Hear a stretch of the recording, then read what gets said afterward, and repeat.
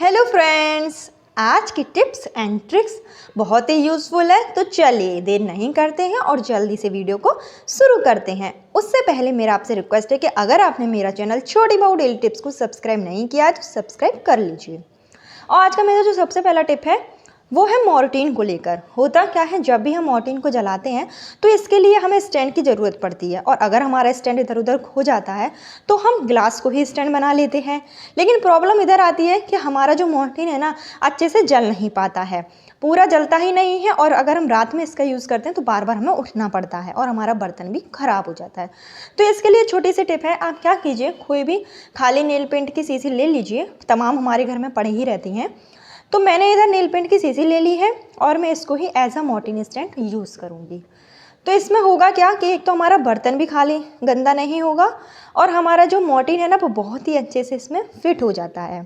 और सबसे बड़ी बात कि हमारा जो मॉर्टिन है वो पूरा जलता है। अगर हम रात भर चाहते हैं कि हमारा मॉर्टिन पूरा जले तो वो पूरा अच्छे से जल जाता है, बार बार हमें उठने की ज़रूरत भी नहीं पड़ती है। और अगर आप चाहते हैं कि आपका जो मॉर्टिन है वो आधा ही जले तो आप क्या कीजिए कि अंदाज़ा आपको हो ही जाता होगा, आप रात में मॉर्टिन जलाते होंगे तो आपको पता चल जाता होगा कि हम इतनी मॉर्टिन का यूज़ करना है। तो इसके लिए करना क्या है, आपको एक छोटा सा सिक्का ले लेना है।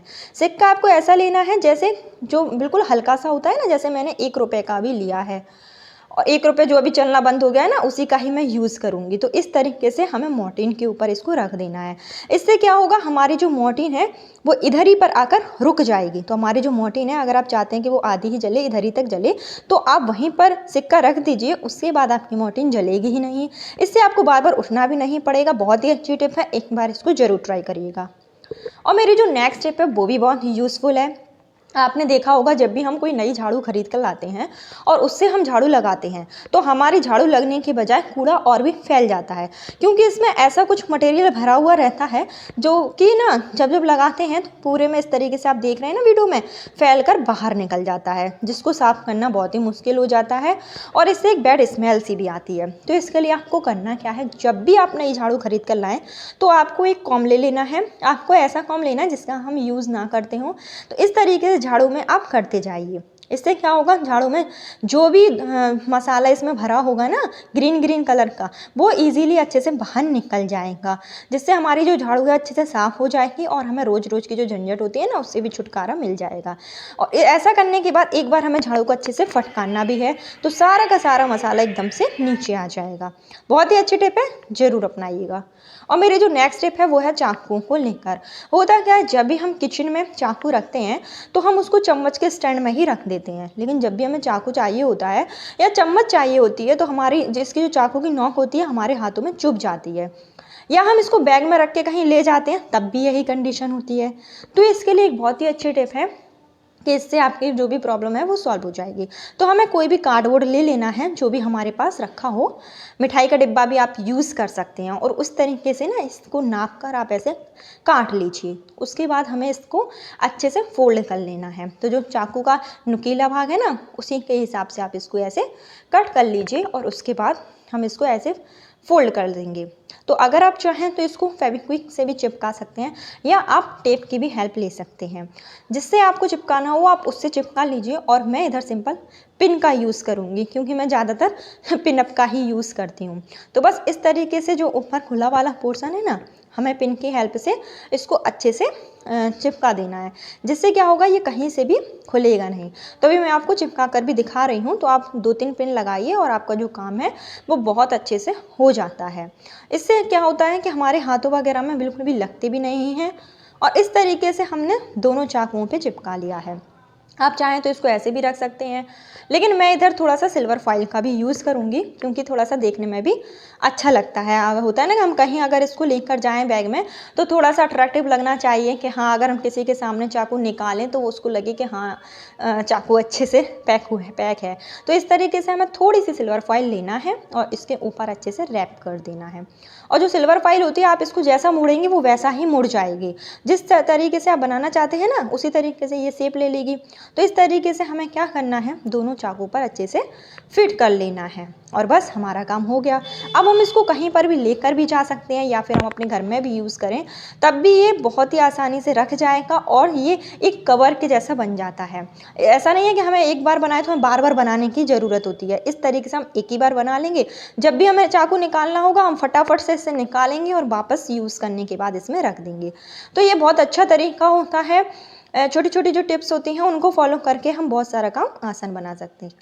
और मेरी जो नेक्स्ट टिप है वो है इस तरीके की पिन को लेकर। होता क्या है, ये जो पिन होती है ना जिससे हम कोई पिन अप करते हैं, तो जब इसकी जो डिब्बी खो जाती है तो इसको रखने में बहुत ज़्यादा प्रॉब्लम होती है, क्योंकि अगर हम इसको बड़ी डिब्बी में रख देते हैं तो जब हम निकालते हैं तो ये चुभ बहुत जल्दी जाता है, क्योंकि अगर हम उसको रखेंगे ना तो ऊपर से हम निकालेंगे तो बहुत जल्दी से चुभ जाएगा। तो इसके लिए एक छोटी सी जुगाड़ू टिप है। आप क्या कीजिए, कोई भी खाली माचिस की डिब्बी ले लीजिए, और जो माचिस की डिब्बी होती है तमाम हमारे घर में आती ही रहती है। तो इस तरीके से हमें माचिस की डिब्बी को खोलना है और इसमें अच्छे से फिट कर लेना है। इससे क्या होगा, जब भी हमें पिन की ज़रूरत होगी तो हम फटाफट से जैसे माचिस निकालते हैं ना, उसी की तरह हम इसको निकाल सकते हैं। ना हमारे हाथों में लगने की झंझट है, और छोटी सी डिब्बी होती है सेम उसी की तरह, जैसे हमारी जो पिन आती है ना डिब्बी में उसी की तरह, और हम इसको आसानी से रख सकते हैं। कहीं पर भी हम इसको रख लेंगे। बहुत ही अच्छी सी टिप है। आई होप आपको पसंद आई हो। और मेरी जो नेक्स्ट टिप है वो भी बहुत यूज़फुल है। तो आपने अक्सर देखा होगा कि हमारी जो सलवार होती है उसमें जो नाड़ा डला रहता है, तो हम क्या करते हैं, जब हम इसको थोड़ा सा खींचते हैं तो ये क्या होती है, एक साइड से थोड़ी सी अंदर हो जाती है।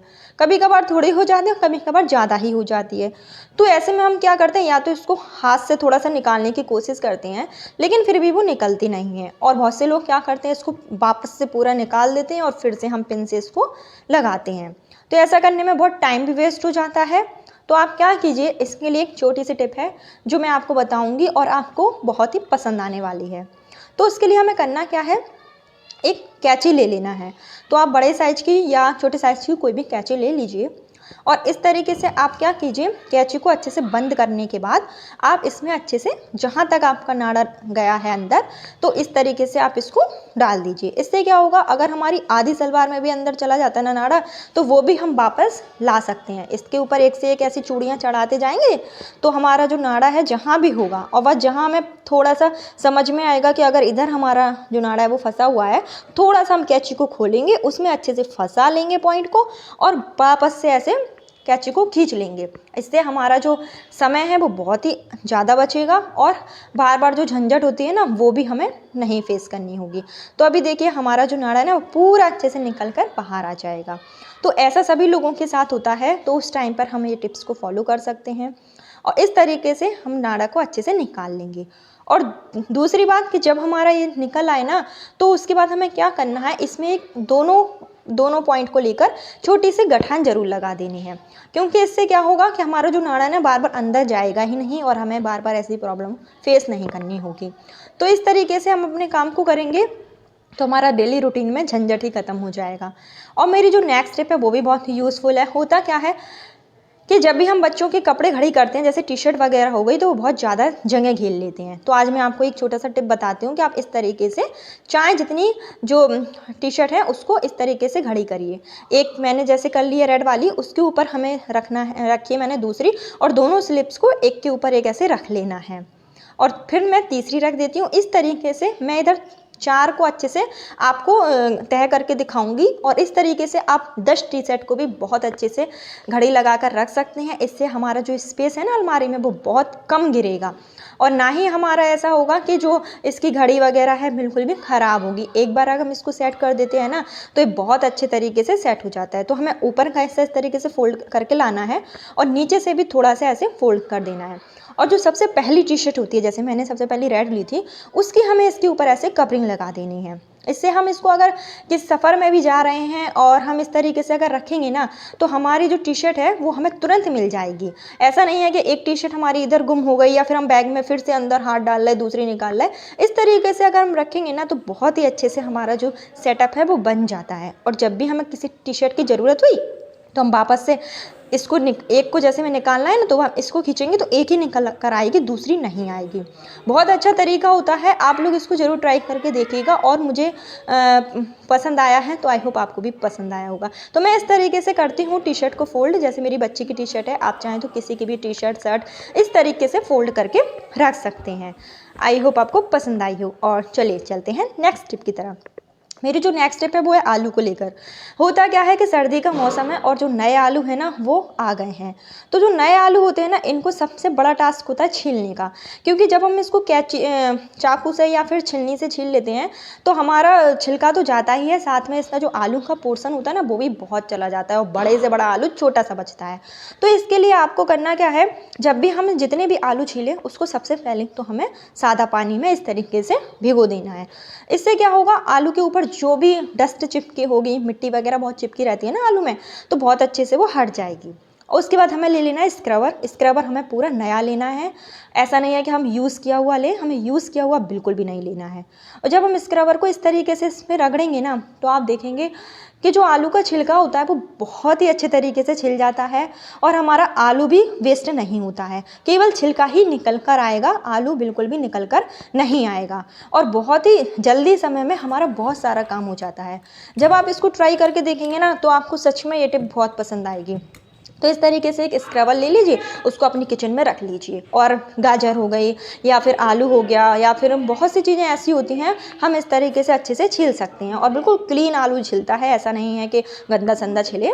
तो आई होप आपको पसंद आई हो। कैसी लगी आज की आपको मेरी टिप्स? पसंद आई है तो वीडियो को लाइक, चैनल पर नए हैं तो सब्सक्राइब बिल्कुल भी नहीं भूलिएगा। कल फिर मिलते हैं एक नए टिप्स एंड ट्रिक के साथ। जब तक के लिए आप लोग बहुत सारा अपना ख्याल रखिए, खुश रहिए। Bye bye.